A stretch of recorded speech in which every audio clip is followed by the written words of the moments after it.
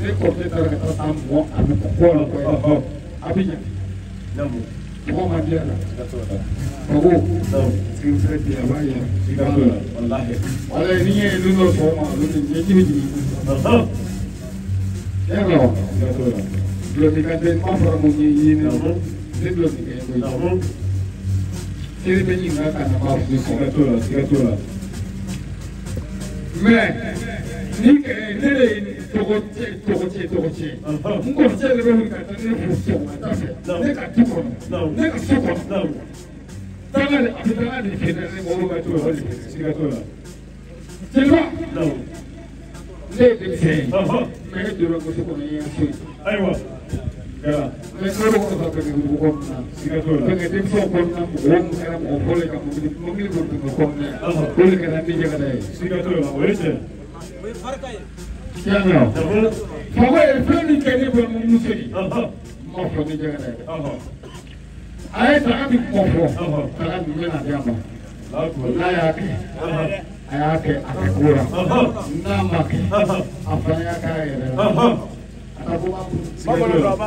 sino ano eteru ni sambe position nan ano ani kan du chugo ne ko mo bu ko ne ani wa binan ni ko bi no ko bara di bi chugo position ta bra si du position na di ne sigatola mbesi ase ne mo tuta apana ne ite ba na la fala allo apan me ife voilà quindi è vero dico guarda anche se un po' ya no come un modo da poi con aya un certo non ne dura per via no sono un rifletti la billahi e adoni più Dile ne ka to ko pe no ni be ta ma isi bla yoro isi ta to na ko ma ka to ko ko ma mi si ka to ne ta no ko ne be pesa ne ma po ma ko la me wala ni le ta ka pe so una moto amna ma di ma sita ma ay la ne ma ne bana ala ne ma ko ne ka pe Guarda se la bomba babu.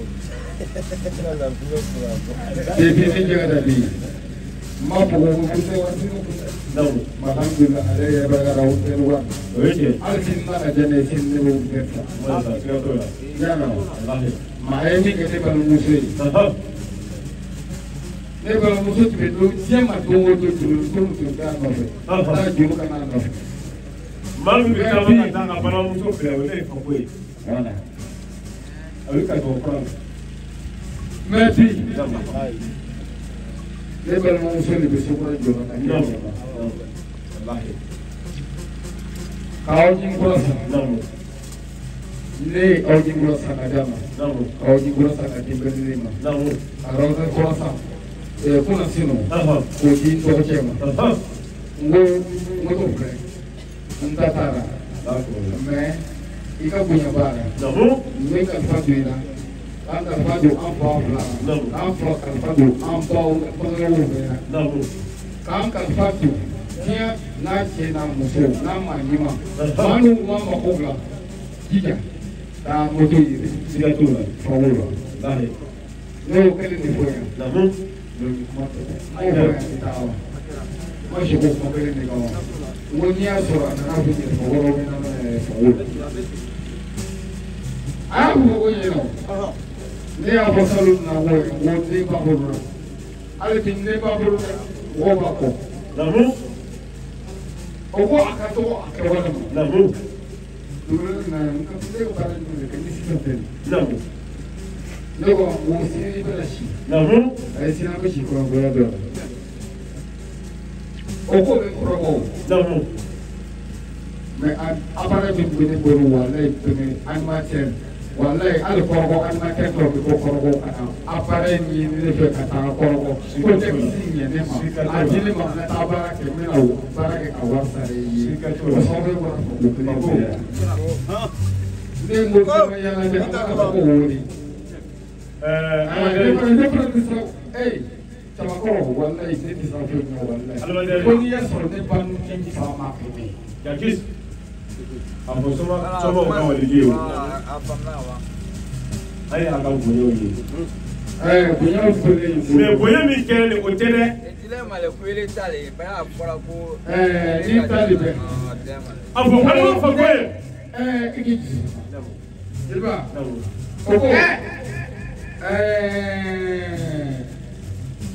il veut que ma chama ka to c'est lui non wacha balancer ni jeli a to mama ko to ni jeli a sira ni ya mo ko jeli ya to ko flo ya to daga tele daga ye tele be jeliba non ese Siloma toro mata kan ke ki ah ko sunam pai dilo pai dilo waso pai ni jaga da waso pai ni ka ne ba bla ni ka ko ko ko ni ka ko ni ka bla demi ko ko ko ka ko ni sa na de ko ko ka ma jeba ai alu barka sama so mana dodi ne ya ya ma mana dodi in tarawanya ko ma sa nala ko eza zo a fɔ sɔmɔ ka wali ye ayi wala